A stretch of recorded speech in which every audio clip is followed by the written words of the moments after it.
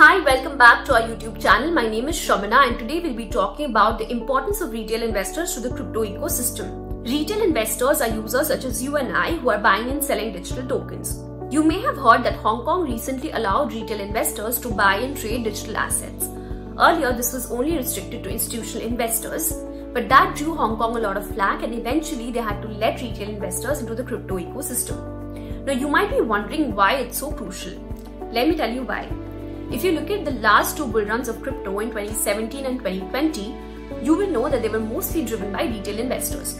In 2017, a lot of new investors got into crypto and it became more popular and a lot of people started knowing about crypto even if they did not invest. As for the investors, the market conditions were not exactly suitable and it was extremely volatile. There was little to no liquidity. So after booking some initial profits through the spikes of the tokens, they eventually left. But a lot of them came back in 2020, and in addition to that, there were new investors as well who got into crypto because they perceived it to be independent of the stock market. In 2020, the market conditions were less volatile and liquidity was relatively better than what it was in 2017 because of institutional investment in the previous few years. Now, this was actually an optimistic situation for the investors because they wanted to stay for the long run. So in 2021, when the bull run actually happened, a lot of investors promised that they would stay and they would actually use crypto as a utility token rather than just a store of value.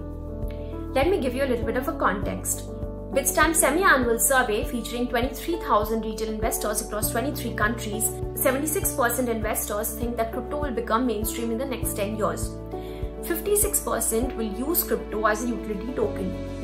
Among the use cases that's already there in the crypto ecosystem, most of them are buying and trading digital assets, sending digital assets from one wallet to another, staking or yield farming of crypto, buying in-game assets, etc. There's also another area which is gaining a lot of prominence, which is the remittance market.